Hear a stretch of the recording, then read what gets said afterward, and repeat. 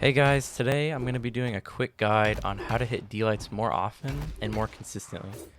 It's a question I get a lot on my stream and on Twitter. People always ask me how can I hit more D-Lights. Today I'm going to be doing a guide on that.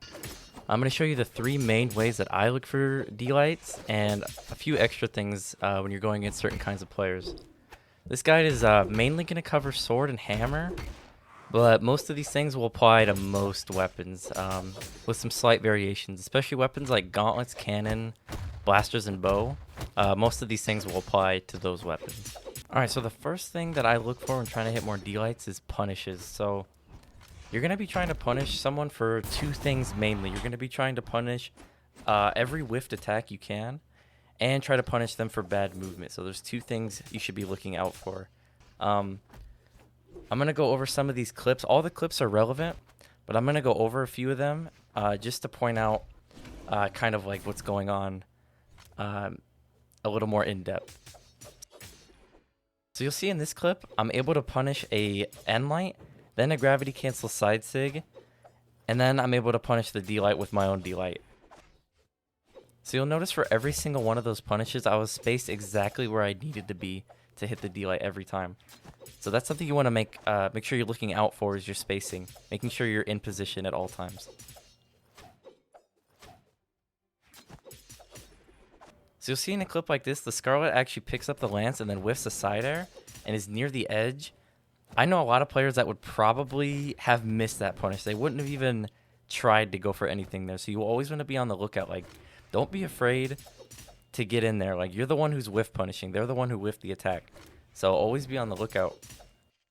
So you notice against this Queen Nine that I'm actually able to punish both of the N-Lights. So that's further just reinforcing the point that you can't let anyone get away with anything. So if you see an opportunity, you have to hit every single one, because that damage adds up really fast.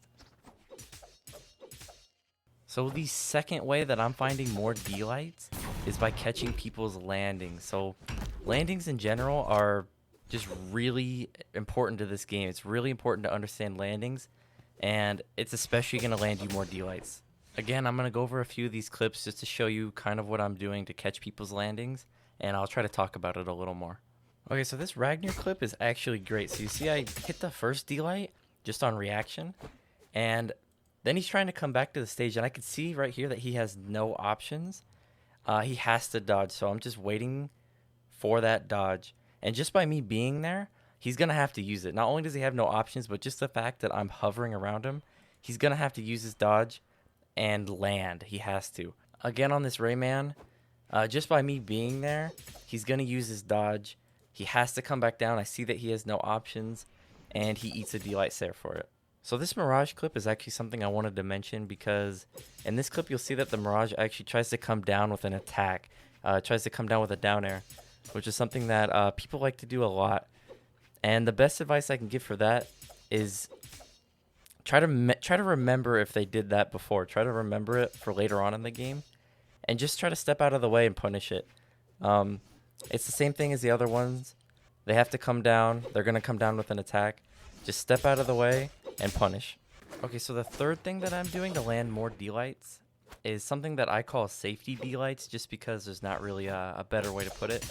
But basically what I'm doing is I'm using D-Lights that are extremely safe, or were meant to whiff on purpose. So I'm going to go over a few of the clips. I'm going to show you what I mean by that, and hopefully you can try to use some of these in your games. So this clip with Fate is a really good example. So you see I walk up, I do a D-Light, a completely safe D-Light they think that they're able to punish. I do another D-Light that they also think they're able to punish. They land, and they get D-Lighted. Every single D-Light that I threw out before the one that hit, those were all completely safe. But I made my opponent unsure if they were safe. I'd say the most common safety D-Light is a gravity cancel D-Light, and you'll see on Sword, on this clip versus Kaya, I run up and do a gravity cancel D-Light. It's really hard to punish, and it covers people who are on the ground and a little bit in the air.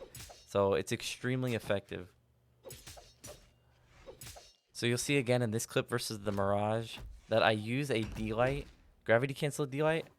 The Mirage goes in to try to punish, but I used a safe D-Light. It was completely safe.